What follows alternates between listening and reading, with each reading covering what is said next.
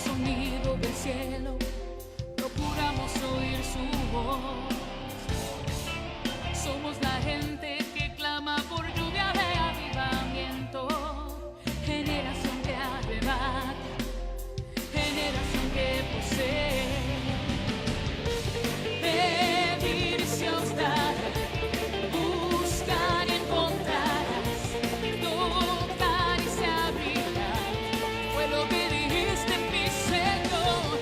Pedir se os dará, buscar y encontrarás. No cansaremos de tocar, no cansaremos de gritar. Vine a pedir, vine a buscar, vine a tocar, vine a recibir, Señor, lo sobrenatural. Vine a pedir, vine a buscar, vine a tocar, vine a recibir, Señor, lo sobrenatural.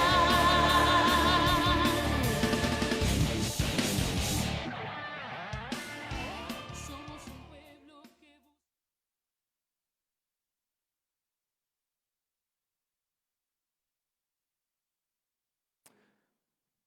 Dios bendiga a todo el pueblo del Señor en esta mañana. La canción decía que somos un pueblo que clama por un avivamiento de Dios. Y aquí estamos dándole gracias al Señor aún por este tiempo. Estamos desde nuestra sede transmitiendo a través de estos medios de internet para poder llevar el mensaje de la palabra. Ahora más que nunca necesitamos ser no solamente animados, sino alentados, fortalecidos por la verdad de la palabra del Señor. Antes de nada quisiera iniciar con una palabra de oración. Quisiera que donde usted está allí me acompañe en esta oración para poner este tiempo en las manos de Dios y que todo lo que se diga, todo lo que se exponga, todo lo que se dice sea de bendición para su vida. Una vez más damos la bienvenida a todos aquellos que nos están escuchando y viendo a través de este medio de internet, a todos los hermanos, amigos, a todos los que han sido invitados a esta transmisión de este mensaje. Oremos. Padre, te damos gracias, Dios, por tu bendito amor, por tu bendito cuidado para con cada uno de nosotros, aún a través de lo que está pasando, Dios mío.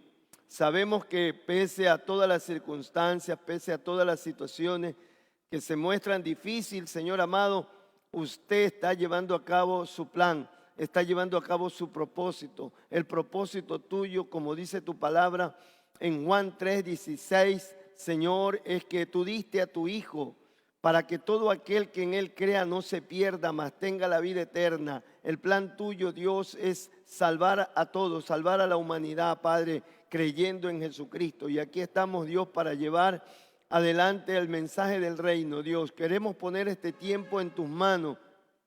Y desde ya, Dios mío, te damos gracias, Dios, por todo lo que usted va a hacer, por todo lo que usted va a decirnos, por lo que su Espíritu Santo va a tocar la mente y los corazones de las personas que nos están escuchando y viendo a través de la televisión, Padre. Te damos gracias, Señor, y ponemos este tiempo en tus manos, Señor, sabiendo que tú, Señor, harás a través de estos canales, tocarás la mente y los corazones de las personas. En el nombre de Jesús te damos gracias. Amén, amén, amén. Gloria al Señor.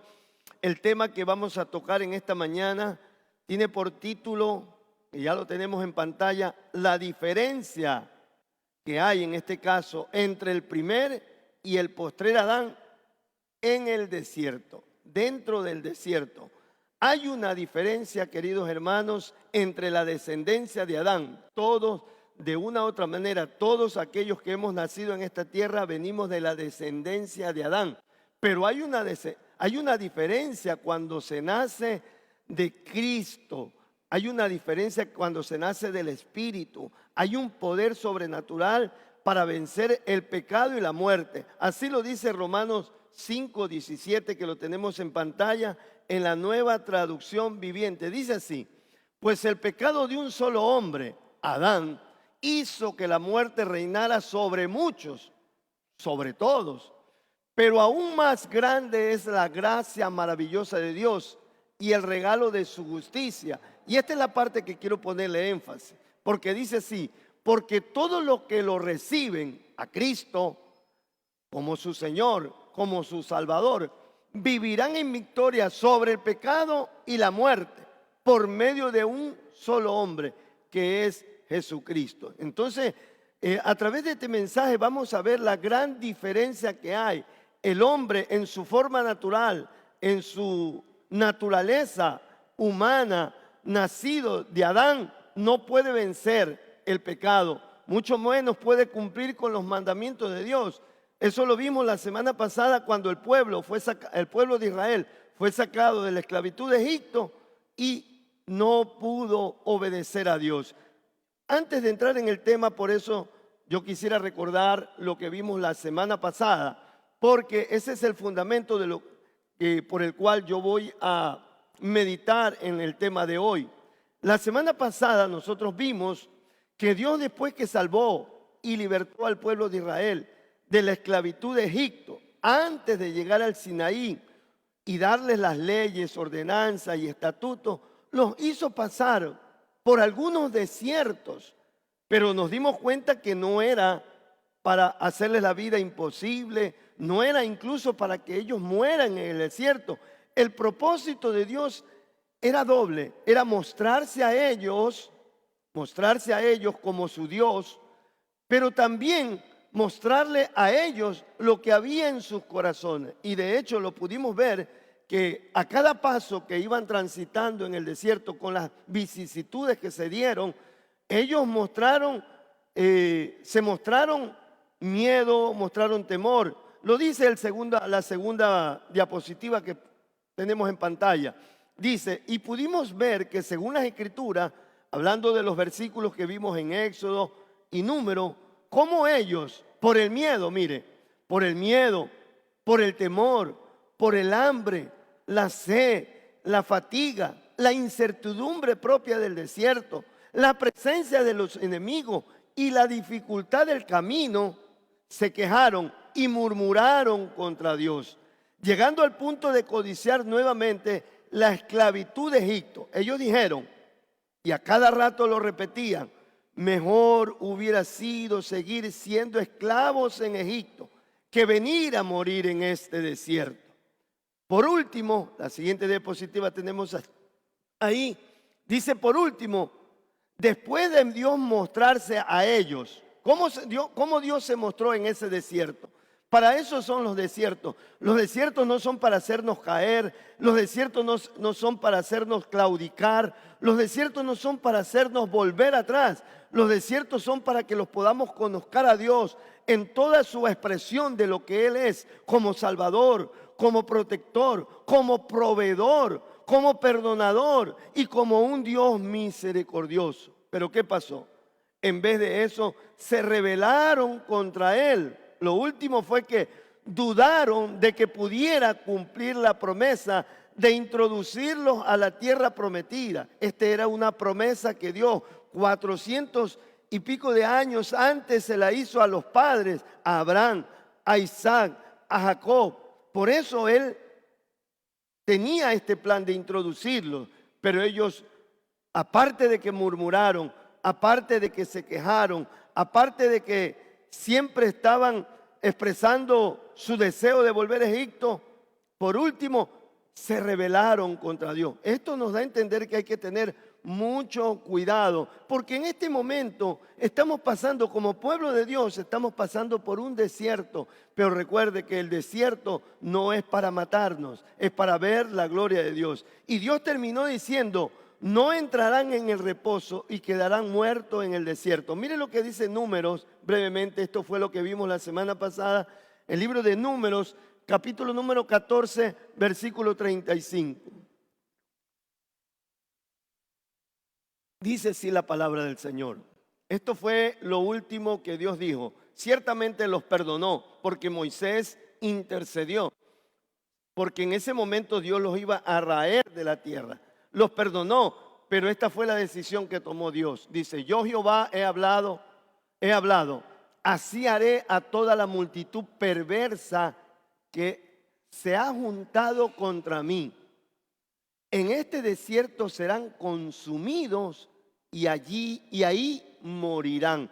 Ciertamente la historia bíblica nos dice que aquellos que salieron, todos aquellos de los que salieron de Egipto, de la esclavitud de Egipto y fueron llevados al desierto, todos ellos murieron, excepto Josué y Caleb y Moisés, que partió a la presencia del Señor, así como también los niños y los jóvenes, los adolescentes menores de 20 años, también ellos entraron en la tierra prometida.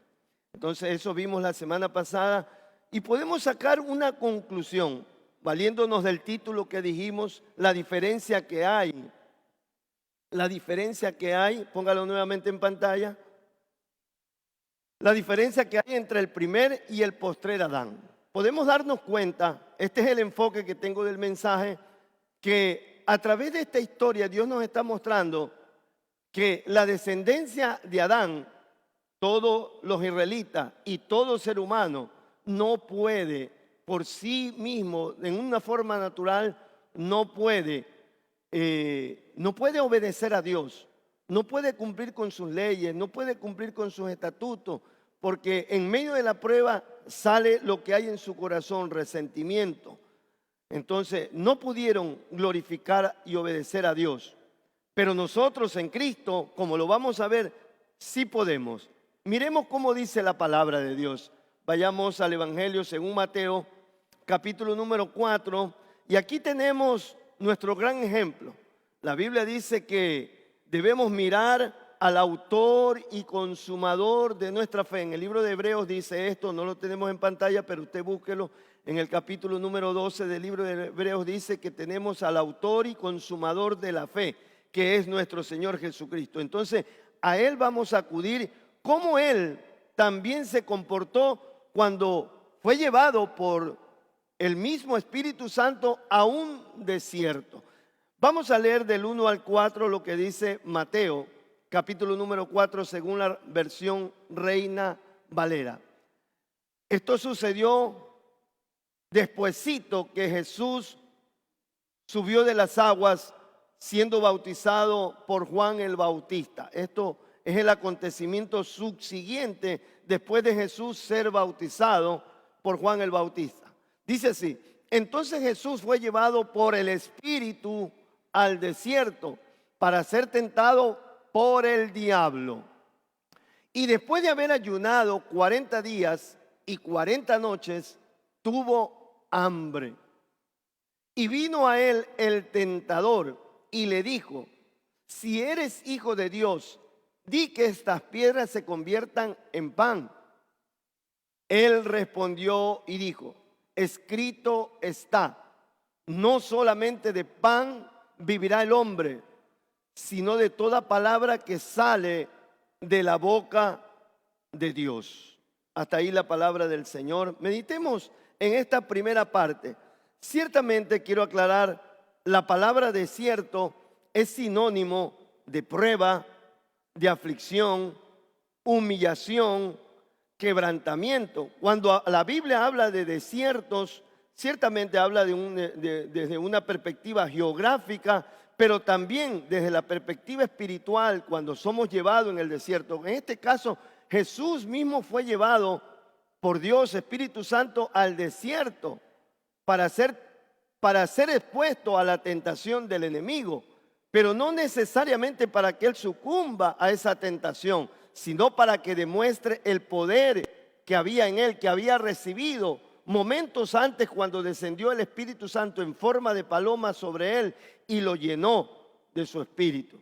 Entonces, en el desierto es donde se pone en manifiesto la nueva naturaleza de Cristo. Esto es importante entender porque, como les dije hace un momento, todos nosotros, la humanidad entera está pasando por pruebas, por tribulaciones. Nosotros estamos pasando por un desierto. Tal vez usted no comprende por qué de pronto ha pasado lo que ha pasado dentro de su círculo, de pronto laboral, familiar, dentro de su hogar. De pronto falta dinero, falta comida, ha habido un despido intempestivo del trabajo o su negocio no puede avanzar porque todo está cerrado en este momento. Tal vez usted siente como que Dios lo ha llevado a un desierto, pero esta prueba trae aflicción, ciertamente, trae humillación, trae quebrantamiento. Pero como le digo, esto es importante que usted se dé cuenta. Dios lo que quiere es que salga, se manifieste en usted esa nueva naturaleza que todos tenemos en Cristo. Ahora, yo quiero hacer una aclaración por esta palabra del versículo 1. Póngame el versículo 1, por favor. Dice, entonces Jesús fue llevado por el Espíritu al desierto para ser tentado por el diablo. Ciertamente la Biblia dice que Dios no puede ser tentado, ni Él tienta a nadie, lo dice Santiago. Entonces yo quiero primero que usted hacerle conocer que hay una diferencia entre los términos prueba y tentación. Escúcheme bien esto, prueba y tentación son instancias, diríamos así. Dios en realidad lo llevó a Jesús para una prueba. Dios nos lleva a una prueba, porque la prueba tiene ese propósito de que el hombre, el Hijo de Dios, se dé cuenta que hay un potencial. Lo dice el libro de Efesios capítulo número 1, versículo 19, que es el poder que resucitó a Jesucristo de entre los muertos, es el que opera en nosotros. Entonces en la prueba Dios quiere que el hombre, el Hijo de Dios, el que ha sido llamado por Él, pueda manifestar ese poder que hay. Y eso fue lo que pasó con nuestro Señor Jesús. Entonces la palabra prueba y la palabra tentación hay una diferencia. Escuche lo que le voy a decir. La prueba se vuelve tentación, la prueba que es positiva se vuelve tentación cuando en el interior de la persona brota una actitud contra Dios. Brotan los malos instintos. Eso fue lo que pasó con el pueblo de Israel. Dios los llevó al desierto para probar lo que había en su corazón. Y de hecho ocurrió de esa manera. ¿Qué es lo que salió? Miedo, temor, inconformidad, queja y todo eso. Entonces, miremos lo que dice Santiago. Miren lo que dice Santiago, capítulo número 1, versículo del 13 al 15. Cuando alguno es tentado, no diga que es tentado de parte de Dios, porque Dios no puede ser tentado por el mal, ni Él tienta a nadie. Versículo 14. Y aquí da la explicación. Sino que cada uno es tentado, o sea, cuando de su propia concupiscencia es atraído y seducido. Mire, aquí nosotros podemos ver que esta instancia no puede pasar si dentro de nuestro corazón ha sido renovado, si nuestra mente, nuestras emociones y nuestra voluntad ha sido renovada por la palabra. Por eso la importancia de buscar a Dios cada día en oración, en la lectura de la palabra, de ser santificados, de ser limpios por la palabra, porque en la prueba va a salir de lo que todavía hay. Si todavía hay celo, si todavía hay amargura, si todavía hay dudas, si todavía hay de pronto contienda, si todavía hay desconfianza a Dios, eso es lo que va a salir. Pero si nuestro corazón ha sido llenado por Dios, eso es lo que va a salir. Y de hecho, eso fue lo que salió con el Señor Jesús, cuando lo vamos a ver. Entonces, en el caso nuestro como cristiano, tal vez en la prueba ya no puede salir de pronto, puede ser, ya no puede salir el adulterio, ya no puede salir la borrachera. En el mundo sí sale eso. En este momento de la prueba, mire, el mandamiento según las autoridades fue que no se salga, que no se tome, que no se hagan fiestas, pero lo prohibido es lo que más quiere hacer la gente. Pero en nosotros como cristianos de pronto ya no se da eso. Pero ¿qué es lo que se da a través de la prueba? Viene la queja, viene el descontento, viene el desánimo, viene la duda, viene la desconfianza, viene el egoísmo, la autosuficiencia de sentirnos independiente a Dios. Entonces, este conocimiento es importante que usted lo maneje, incluso para que no vaya a decir, no, Dios me metió en esa tentación para hacerme crecer, y no es así. No es el propósito de Dios, pero qué bueno y misericordioso es Dios, que aunque nos equivocamos, si nos arrepentimos, ese fracaso más vale nos sirve como una lección. No era el propósito de Dios que usted fracase. No era el propósito que el pueblo de Israel muera en el desierto. pero eso sirvió como ejemplo para la nueva generación. Amén. Bien, vamos a ver nuevamente el versículo 1 de Mateo capítulo número 4. Dice así: entonces Jesús fue llevado por el Espíritu al desierto para ser tentado. Lo primero que vemos aquí, que la tentación fue dirigida a desconfiar, mire, a desconfiar del Padre, a desconfiar del Padre. En otras palabras, haz que estas piedras se conviertan en pan. Mire, yo quisiera que usted me acompañe en el versículo número 2, pero según la Nueva Traducción Viviente. Ayúdame con eso, mijo. En este momento. Mateo dice que tuvo hambre, pero mire lo que dice la Nueva Traducción Viviente. Durante 40 días y 40 noches Jesús ayunó y tuvo, claro, 40 días, tuvo mucha hambre, mucha hambre. Lo primero que vemos, como digo, es a desconfiar. La tentación viene a que desconfiemos de Dios, a que actuemos bajo nuestra propia prudencia, bajo nuestro propio esfuerzo. Por eso, mire lo que dice Lucas capítulo número 3, versículo 22. Lucas 3, 22. Y descendió el Espíritu Santo sobre él en forma corporal de paloma. Esto es lo que había pasado un momento antes. Puede ser, no sé si habrá sido horas o habrán sido días, pero después que Jesús fue bautizado, fue llevado por el Espíritu en el inicio de su ministerio al desierto. Pero esto fue lo que pasó, y aquí hay algo muy importante que yo quiero que usted vea. Una declaración de Dios el Padre, y fue lo que aseguró a Jesucristo. Usted no tiene que asegurarse por lo que alguien le dice, por lo que usted está viendo, puede ver las circunstancias que se le derrumban, sino por lo que Dios le dice. Mire lo que le dice Dios a Jesús, Dios como Padre a Jesús como Hijo. Y descendió el Espíritu Santo sobre él en forma corporal, como paloma. No es que el Espíritu sea una paloma, sino que tomó la forma corporal de una paloma. Y vino una voz del cielo que decía: tú eres mi Hijo amado. Esta fue la declaración que Dios hizo sobre Jesús. Tú eres mi Hijo amado, punto y coma. En ti tengo complacencia. Esa palabra aseguró a Jesús para confiar plenamente en el propósito del Padre. Aunque el enemigo vino a hacerlo sucumbir, a hacerlo dudar, que Dios de pronto, son 40 días de ayuno. Yo me imagino 40 días ya como que la visión de pronto se pierde, el hambre, la necesidad.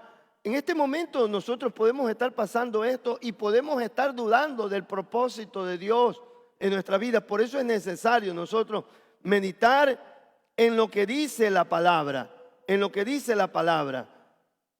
Mire lo que dice el versículo 4 según la Nueva Traducción Viviente.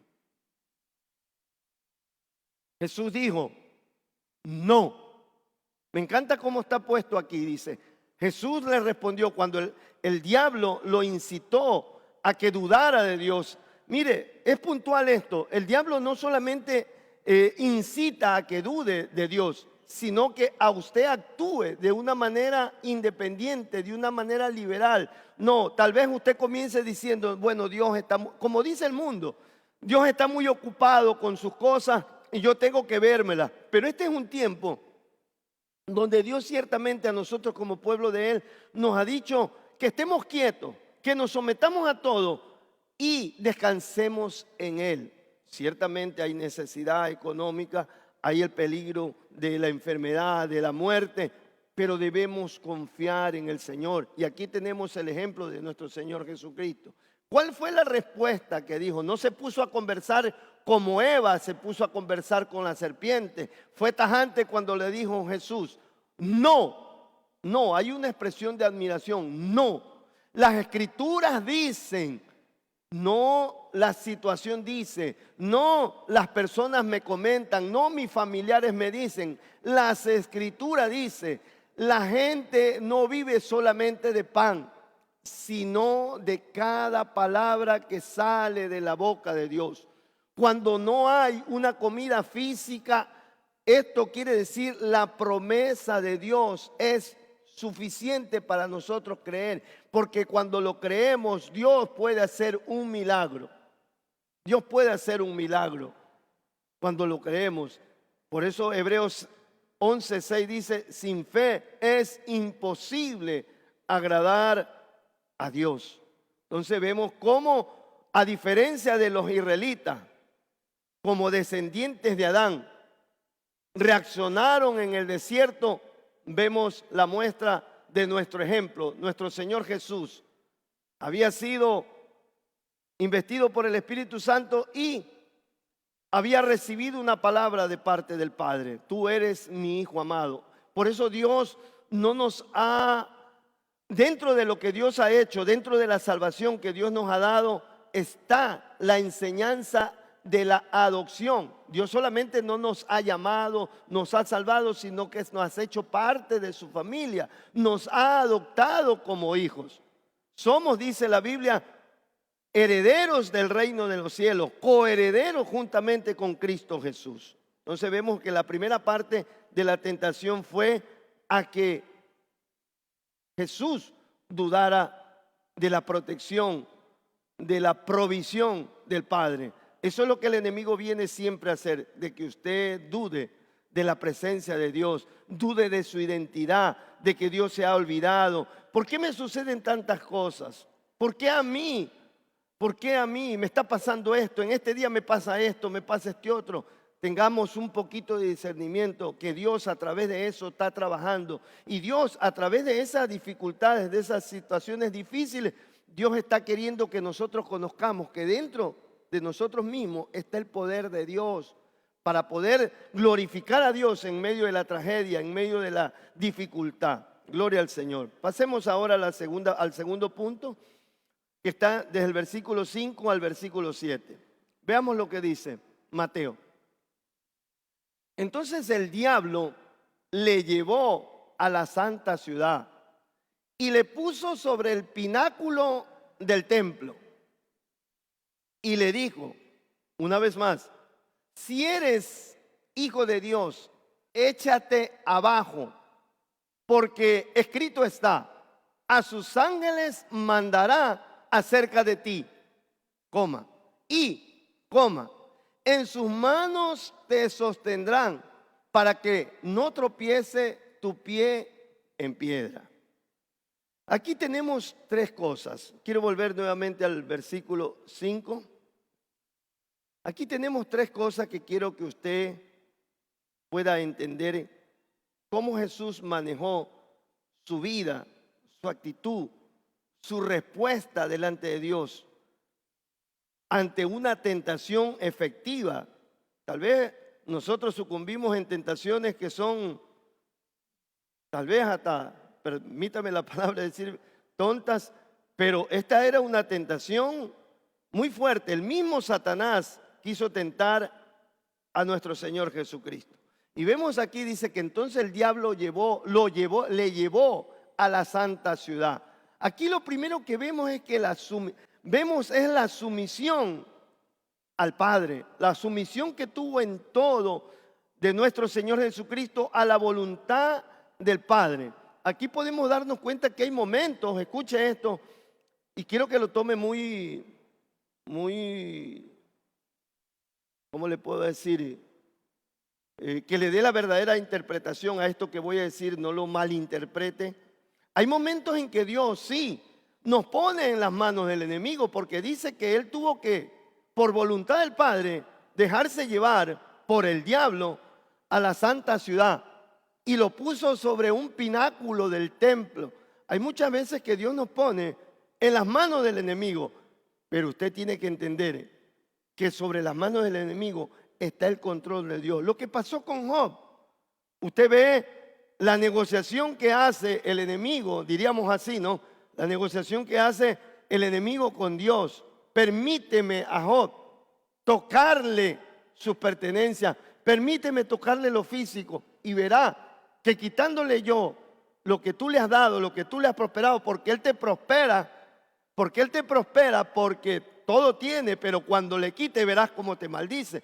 Y Dios permitió Incluso después, subsiguiente, permitió que toque a la familia. Por último, permitió que le toque el cuerpo, pero no tocarás su alma. Por eso es que la Biblia dice, no temáis a los que pueden matar el cuerpo. Mejor debemos temer al que puede matar tu cuerpo y echar tu alma al infierno, que es Dios. Dios está sobre todas las cosas, pero aquí vemos cómo el Señor Jesús se sometió. Ahí está el versículo 5. Entonces el diablo le llevó a la santa ciudad y le puso sobre el templo. Vemos una sumisión, porque a veces nosotros somos muy eruditos. A veces decimos, no es la voluntad de Dios porque esto no se presenta con paz. Hay muchas dificultades y por eso no es de Dios. Mire, hay una guía dentro de nosotros y esa guía se llama la persona del Espíritu Santo. Usted no se deje guiar por las conclusiones que usted puede sacar, porque Dios lo puede llevar por medio de dificultades. Por eso el salmista David en el Salmo 23 que dijo, aunque ande en valle de sombra y de muerte, no temeré mal alguno. Porque él estaba consciente que Dios estaba con él. Y Dios a través de su vara y de su callado, más vale en esa situación difícil, valle de sombra y de muerte, le infundiría aliento. Entonces, seamos más bíblicos para poder dejar a Dios desarrollar en nuestra vida esa transformación. Que se desprenda esa naturaleza de Adán y pueda salir a flor la naturaleza de Cristo. Entonces, lo primero que vemos es la sumisión completa al Padre. En el versículo 6 tenemos otro puntito dentro de esta segunda situación que estaba pasando de prueba. Versículo 6 dijo, y si eres hijo de Dios, échate abajo, porque escrito está, a sus ángeles mandará cerca de ti. Échate abajo. Dice que el diablo lo llevó hasta un pináculo. Podemos decir que de pronto la palabra pináculo puede ser una parte sobresaliente del templo. Lo llevó ahí. Pero podemos ver aquí otra cosa. Lo que podemos ver es que el diablo le fue dado la autoridad de poder de pronto llevarlo a ese grado de tentación. Pero usted se dará cuenta por lo que dice la Escritura, que el diablo lo que hace es incitar a la persona. No podía echarlo abajo. Y eso hay que tenerlo muy en cuenta. Dios permite, por eso digo, Dios siempre tiene control de la situación. El diablo siempre va a maquinar en su mente a que haga algo porque él no lo va a hacer. Él espera que nosotros tomemos la decisión. Yo no sé si me estoy dando a entender con lo que le digo. Dice, échate abajo. Entonces podemos ver que no tiene poder para ejercer. Por eso es que la Biblia dice que el diablo no nos puede tocar. El diablo no lo pudo empujar. El diablo no te puede empujar. Él siempre está martillando tus pensamientos. Está tomando esa área débil de tu vida. Está tomando de pronto ese fracaso. Está tomando de pronto esos sentimientos de miedo, esos complejos, para que tú te eches al vacío, al desierto, para que sucumbas y de pronto te alejes de Dios y digas, ya verdaderamente esto no es para mí. Pero en ti está la decisión de creerle que Dios está contigo y Él está para guardarte. Ciertamente esa prueba Dios quiere que más vale dé como resultado, como lo hizo nuestro Señor Jesús. Ya lo vamos a ver más adelante. Y la última parte, porque dije 3 puntos, está aquí mismo en el versículo 6. Y ahí hay algo que el enemigo toma, y este es algo donde como pastor me he dado cuenta que sucede en la mayor parte de los hermanos que estudian la Biblia. No con esto digo que sea malo estudiar la Biblia, pero muchas veces son como en este punto. Usted mire lo que dice la palabra del Señor, lo que está escrito ahí en el versículo 6. Porque escrito está, el diablo se sabe la palabra y le nombró la palabra al mismo Señor Jesús. Dice, a sus ángeles mandará cerca de ti. Y ahí hay una coma y ahí hay omitido la parte del versículo, lo que sigue, y sigue diciendo, y en sus manos te sostendrán para que no tropiece tu pie en piedra. Yo quiero leerle el Salmo 91, versículos 11 y 12. Ahí está completo. El diablo utiliza verdades a media, sacadas fuera del contexto, y eso es lo que pasa regularmente con los cristianos. Muchas veces oyen predicaciones, hoy por hoy, y sin desprestigiar a los medios, a las redes sociales, pero hay mucha información fidedigna, pero también hay información equivocada. Por eso Dios ha puesto, como dije hace un momento, dentro de nosotros el Espíritu Santo que nos guía a toda verdad y toda justicia, y nos ha dado su palabra. Su palabra es la revelación completa, la revelación verdadera. Entonces mire aquí, el diablo tomó el pasaje de Salmos capítulo número 91, versículos 11 y 12, y usted se dará cuenta qué es lo que omitió. Dice, pues a sus ángeles mandará cerca de ti. Hasta ahí le dijo el enemigo. Pero lo subsiguiente es que te guarden en todos tus caminos, que te guarden en todos tus caminos. Lógicamente, el Salmo viene hablando de una protección de Dios mientras el creyente, mientras sus hijos están en el camino de Él. Dios no iba a respaldar, Él sabía que Dios no iba a respaldar una tentación. Muchas veces nos metemos en tentación porque interpretamos mal la palabra. Por ejemplo, una de las cosas que yo muchas veces me he dado cuenta con esa doctrina de la prosperidad es que toman el pasaje de Juan 15, si no me equivoco, cuando dice, y todo lo que pidas al Padre en el nombre de Él, si tienes fe, Él te lo dará. Entonces, confrontan a las personas simplemente a que ejerciten fe, porque si ejercitan fe, si creen ciegamente en algo que quieren, Él se lo va a dar porque lo pedimos en el nombre de Jesucristo. Pero el contexto viene hablando de una dependencia de la rama con la raíz, una dependencia de la rama con la raíz, para que el fruto no sea de la rama, sino de la raíz. Entonces, dentro de ese contexto, lo que yo pido, Dios me lo va a dar, porque voy a pedir conforme a la voluntad de Dios. Y los que predican esta doctrina de que Dios te va a dar todo si te lo pides con fe, omiten esto, de que tenemos que pedir conforme a la voluntad de Dios, vivir conforme a la voluntad de Dios. Entonces podemos ver aquí que una verdad a medias, sacada del contexto, lo quiso llevar a una equivocación. La tentación o la confrontación en la tentación, ¿cuál fue? Si eres hijo de Dios, haz un milagro, haz algo extraordinario. Muchas veces nosotros nos sentimos frustrados porque no hacemos algo extraordinario. Incluso cristianos queriendo hacer algo extraordinario, cuando lo que Dios quiere es que simplemente hagamos la voluntad de Dios, que es lo que resulta muchas veces más difícil. Aquí en el versículo, gracias hermano, dice, en las manos, ahí sí, en las manos te llevarán para que tu pie no tropiece en piedra. Cuando usted y yo estamos haciendo la voluntad de Dios, cuando nuestro corazón es recto delante de Dios, dice Proverbios capítulo número 16, aún con nuestros enemigos nos hará andar en paz. Miren lo que le dice el Señor. Vamos al versículo 7, creo que es, de Mateo 4, 7, ya lo vamos a tener en pantalla.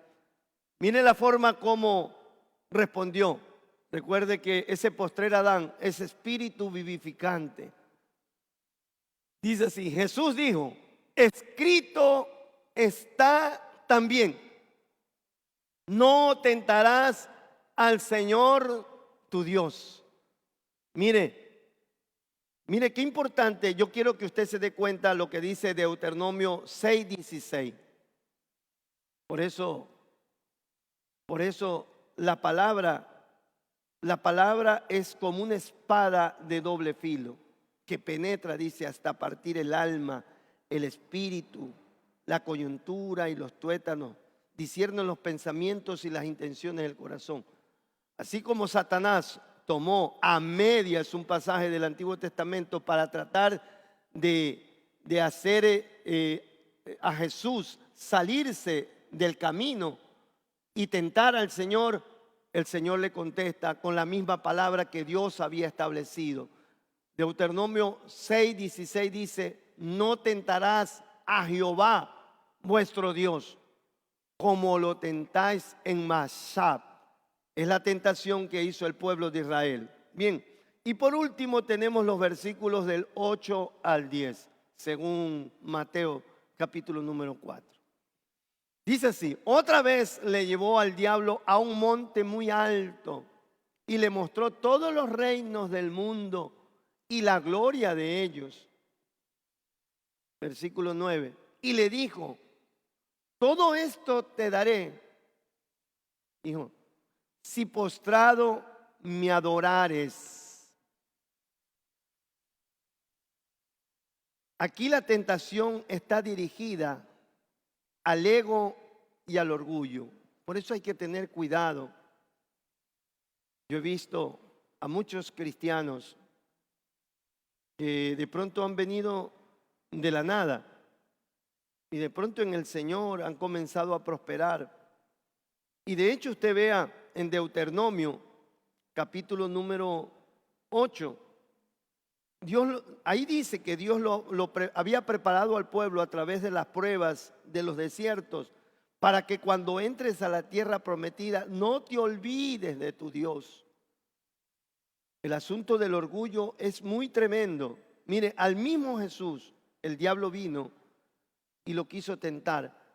Yo quiero de pronto mostrarle lo que dice un pasaje paralelo. Yo estoy también tomando pasajes paralelos de Lucas capítulo número 4, donde habla también de la tentación. Pero hay algo muy importante que dice Lucas en el versículo 6 del capítulo número 4. Miren lo que dice. El mismo versículo, pero visto desde otro evangelista, hablando de Lucas. Y le dijo el diablo: a ti te daré toda esta potestad y la gloria de ellos.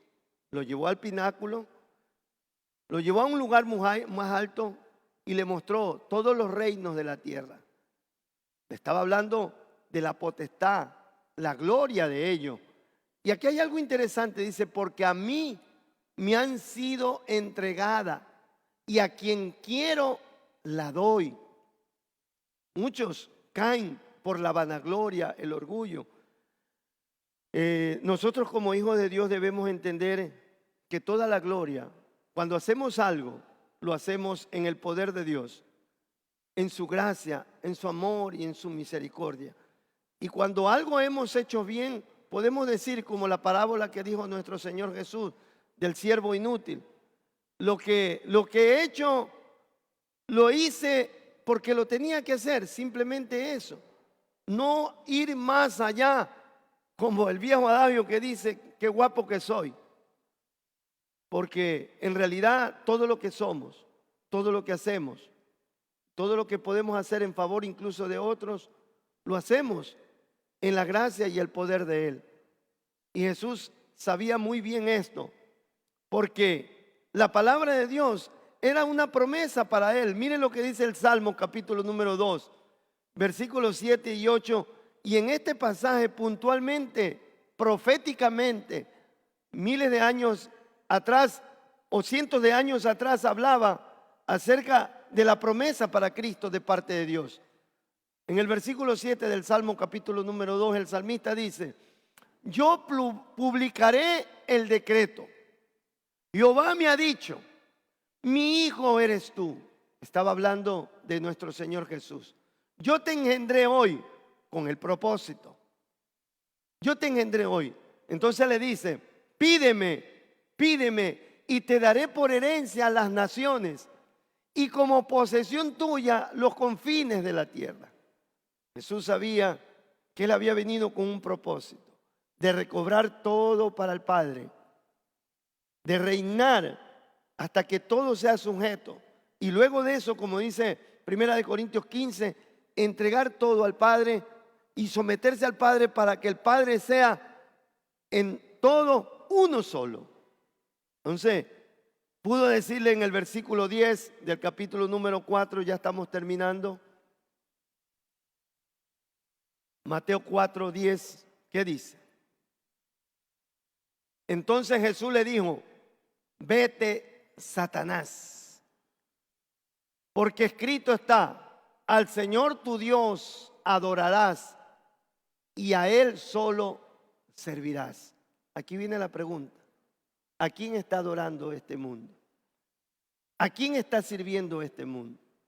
Y la pregunta para la iglesia: ¿a quién nosotros estamos adorando? ¿A quién nosotros estamos sirviendo? Porque al que estamos adorando, a ese le estamos sirviendo. Hoy por hoy, de una manera subliminal, la adoración al yo, la adoración al ego, a la belleza, a la corpulencia, a la gastronomía. Usted ve, le estoy hablando de algo muy profundo, de lo que se presenta a través de los medios, los certámenes que se hacen. Es para incentivar la adoración al yo, como le dije, a la belleza física, corporal, a la gastronomía, el buen comer. Pero Romanos capítulo número, si no me equivoco, 14 o 17, dice que el reino de los cielos, es que en realidad la salvación tiene que ver con que Dios nos ha salvado para que entremos en el reino. Y el reino de los cielos no tiene que ver con comida y no tiene que ver con bebida. Ese era en el concepto greco-romano.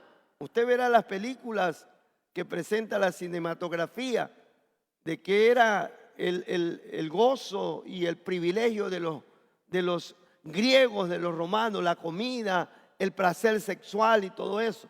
Pero Pablo, en ese contexto mismo, hace 2000 años, escribiéndole a los romanos, les dice que el reino de los cielos no tiene que ver nada con comida, con bebida, con éxito, con los premios que los cantantes, incluso cristianos, aspiran a ganar. No tiene que ver con eso, sino con gozo, paz en el poder del Espíritu Santo.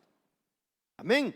Entonces, por eso pudo decirle Jesús de una forma muy firme a Satanás. Y eso es lo que el nuevo Adán en nosotros, el postrer Adán, espíritu vivificante que vive en nosotros.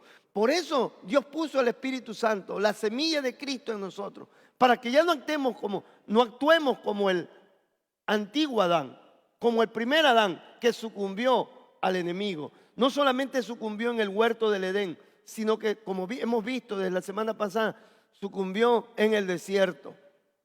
En este desierto hagamos como Jesús. Escrito está: al Señor tu Dios adorarás y a Él solo servirás. A Él sea la gloria. Bendito sea el Señor. Como conclusión tenemos, quiero una vez más llevarlo al libro de Lucas, capítulo número 4, versículo 1.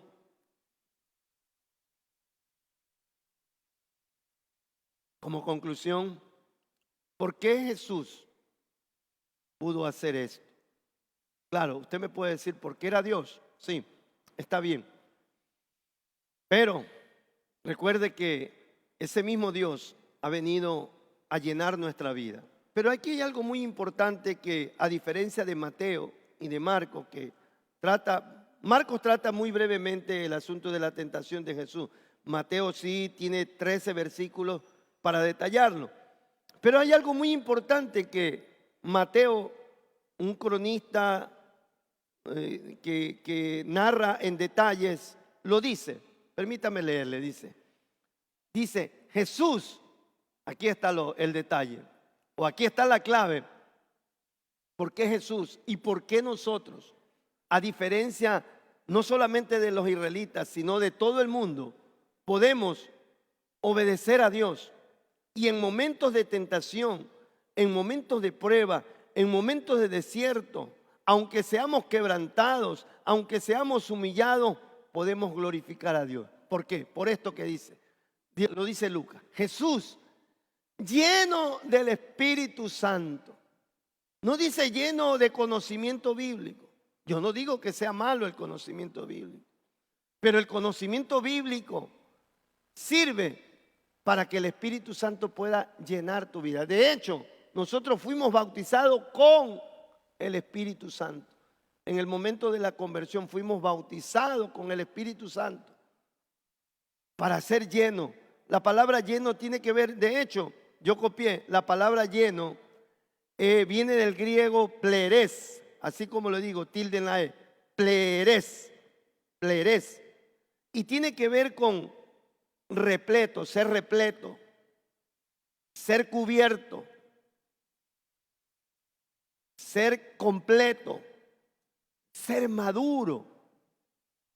Por eso, como le dije, nosotros fuimos bautizados con el Espíritu Santo para ser llenos del Espíritu Santo. Por eso será que Pablo en el libro de Efesios dice: no embraguéis con vino, en lo cual hay disolución, más bien sed lleno del Espíritu Santo. Usted verá, según la Biblia, en el libro de los Hechos, para escoger a una persona para el ejercicio del ministerio, tenía que ser lleno del Espíritu Santo. Hoy por hoy se dice bautizado en el Espíritu, pero según las Escrituras usa la palabra lleno del Espíritu Santo. Esteban, el primer mártir, cuando estuvo muriendo, cuando fue apedreado, dice: y Esteban, lleno del Espíritu Santo, frente a sus asesinos, podríamos decir, pudo decir: Padre, no les tomes en cuenta sus pecados. Y pudo ver la gloria de Dios. Entonces, una de las cosas por qué Jesús nos demuestra la Escritura, pudo superar esta tentación y salir airoso en esta tentación, es porque estuvo lleno del Espíritu Santo. Y esa promesa de la llenura del Espíritu Santo es para cada uno de nosotros los creyentes. Esto no se trata de una membresía, esto no se trata de una denominación, o sea, de una membresía de denominación nada más.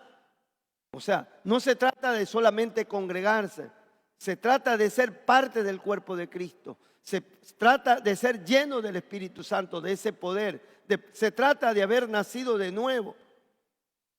Hoy por hoy, de pronto, las personas, los creyentes, y digo en muy buen término, espero que no me lo tome mal, supuestamente en los creyentes muchas veces no han nacido de nuevo y por ende no han sido bautizados con el Espíritu Santo.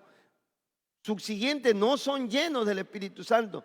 Y por eso es que ven como un desafío insuperable la vida cristiana. Pero la vida cristiana está llena de desafíos para que podamos descubrir ese poder que Dios ha puesto en nosotros. Jesús, lleno del Espíritu Santo, volvió del Jordán y fue llevado por el Espíritu al desierto. Dios no te va a llevar a una prueba si antes no has sido lleno. Así que te pido, hermano, que busques esa llenura del Espíritu Santo. Te pido que busques esa conversión. Segundo, podemos concluir que el diablo fue avergonzado. Fue avergonzado, ¿de qué forma? Por la confianza y la dependencia de Jesús al Padre. Usted y yo tenemos la oportunidad de cada vez que el enemigo venga, cuando nos encontramos en un desierto, cuando nos encontramos en una prueba, cuando nos encontramos en una aflicción, de poder avergonzar al diablo y decirle, como dijo Job: aunque él me matare, diablo, aunque Dios me matare, aunque te permitiera a ti tocarme, hasta aún el cuerpo, mi alma no la puedes tocar porque mi alma le pertenece a Dios. Y usted puede avergonzar al enemigo. Lo tercero está en el versículo 11, que sí quisiera que me lo ponga el hermano. Este es el final. ¿Me tiene lista la alabanza? Dice así: el diablo entonces le dejó, como dice Santiago, someteos a Dios. Santiago 4:7 dice: someteos a Dios, resistí al diablo y él huirá de vosotros. ¿Cómo se sometió? ¿Cómo se sometió a Dios? Obedeciéndole, creyéndole, citando las Escrituras. Entonces el diablo dice, le dejó, pero mire lo que sigue aquí. Y he aquí, vinieron ángeles y les servían. Yo creo que esta es una muy buena oportunidad. Esta es la aplicación, querido hermano, amigo, que me estás viendo a través de este medio. Este es un tiempo muy precioso. Todo está como lo veamos, o como se dice, ¿no? O vemos la botella media llena o la vemos la botella media vacía. Así mismo es este tiempo difícil que está pasando la humanidad. O lo ve para provecho o lo ve para desgracia. Nosotros los cristianos tenemos que ver lo que dice las Escrituras, Romanos 8:28, que dice: para los que amamos a Dios, todas las cosas nos ayudan a bien.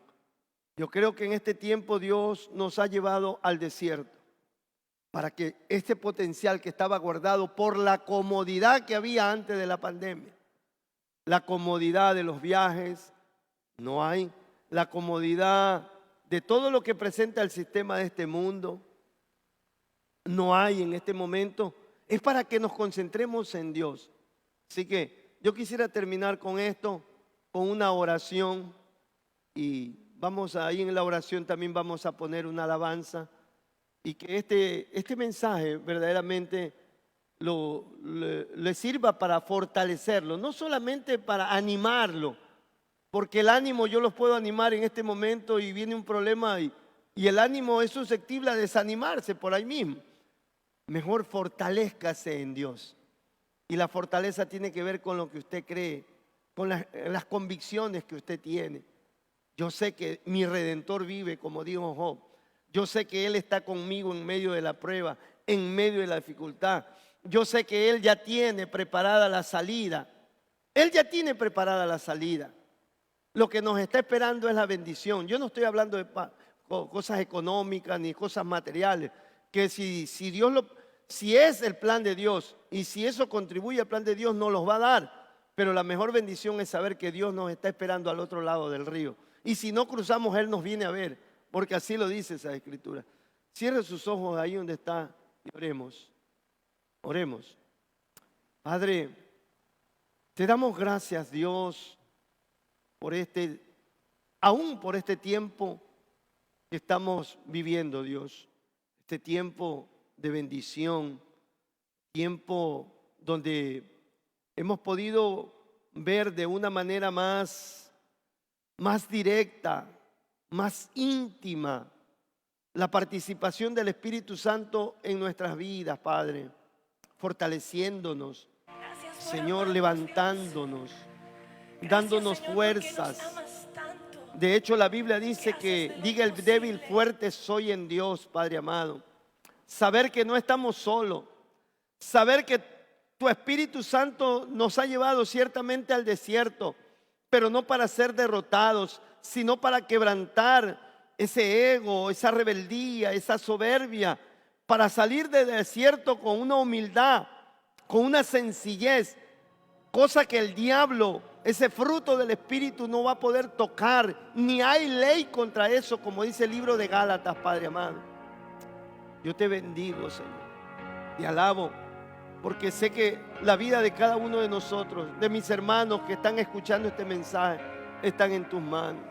Ahí donde está, levante sus manos y dígale: Jesucristo, reinas con poder, soberano. No tiene la letra. Ni la muerte pudo detener para vencer. Él venció, y porque Él venció, nosotros vencimos. Dígaselo.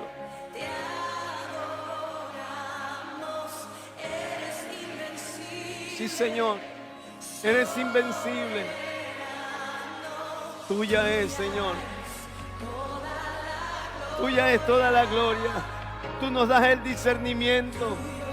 Tú nos das la sabiduría. Tú nos das la autoridad, Señor. Oh, gracias, Señor, porque no estamos en las manos de la tragedia, de la crisis, Estamos en tus manos, Dios. Y esto cumplirá su propósito.